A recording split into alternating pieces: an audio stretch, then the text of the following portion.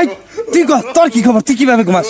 Sir আমি আর কি কমু, আমি হলাম ছোট মানুষ, গরম সহ্য করতে পারি না, ওই জন্য ন্যাংটা ঘুমাই।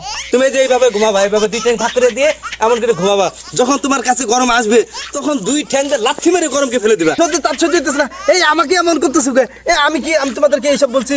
আমি তো তোমাদের একটা উপদেশম্যান।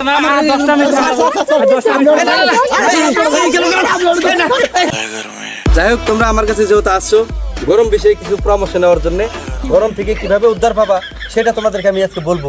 আমি কাউকে অবশ্য বিনা পয়সা পরামর্শ দিই না, তা এখন তোমাদেরকে দেওয়া লাগতেছে, যেহেতু তোমরা আমার ভক্ত সেই কারণে তোমাদেরকে আমার পরামর্শ দেওয়া লাগতেছে। আমাদেরকে যেভাবেই হোক এই গরমের মোকাবেলা করতেই হবে। সে কারণে তোমরা আমাকে এই প্রশ্নের উত্তর দাও যে তোমরা রাতে যখন ঘুমাইতে যাও তখন কিভাবে ঘুমাও? স্যার, আমি যখন রাত্রে এই গরমে ঘুমাইতে যাই তখন দুইটা সিলিং ফ্যান নেই, একটা নেই আমার ঠ্যাঙ্গের ওই জায়গায়, আরেকটা নেই মাথার ওই জায়গায়। ঠ্যাঙ্গের ওই জায়গায় যেটা নেই, লুঙ্গিটা এমন করে তুলে এরকম করে রাখি যাতে বাতাসটা এরকম করে আসে, একবার ঠান্ডা হয়ে যায়। আরেকটা থাকে, ওটা থাকে আমার মাথার কাছে, যাতে এরকম করে শুনে আমার বুক টুক বসে সবকিছু ঠান্ডা হয়ে যায়। এরকম করে আমি ঘুমাই। হোয়াট ইজ দিস কাঁচামরিচ? তোমরা এসব কি কথা বলতেছিস?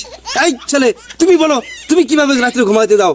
স্যার, রাতে তো আমি লঙ্গি টঙ্গি পরে ঠিকঠাক ভাবে ঘুমাইতে যাই, কিন্তু সকালে উঠে দেখি লঙ্গি শার্ট প্যান্ট যা আছে কিছুই নাই।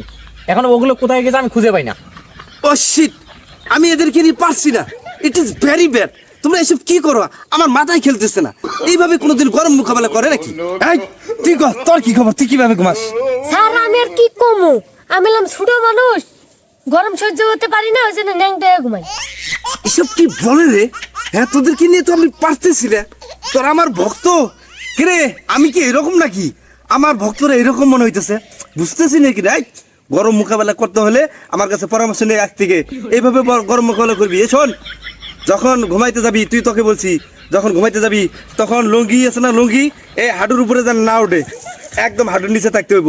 ফ্যান দেওয়া চলবে না, কোনো ফ্যান চলবে না। যত গরম আসুক গরমের মোকাবেলা করতেই হবে।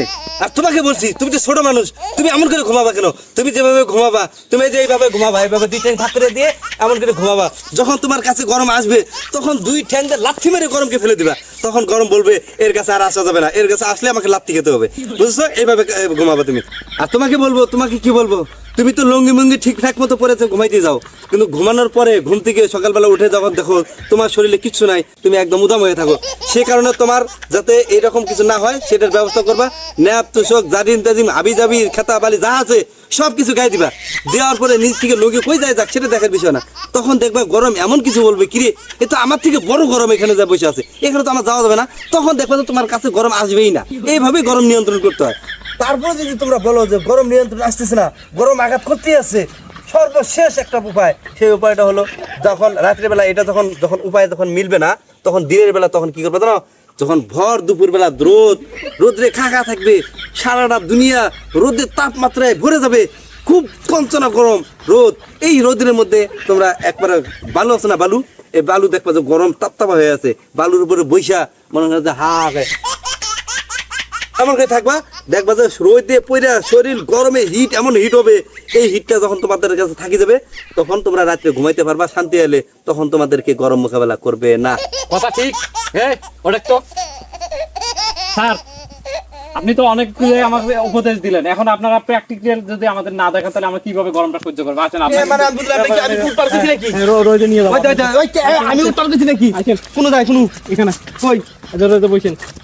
গরম আছে, হ্যাঁ ভালো মধ্যে বসে। এই রোদের মধ্যে আপনি 10 মিনিট বসতে আমার দেন, তারপরে আমরা মানবো। এই রোদে এই সত্যি তার সহ্য হইতেছে না। এই আমাকে এমন করতেছো কে? আমি তোমাদেরকে এইসব বলছি? আমি তো তোমাদের একটা উপদেশম্যান।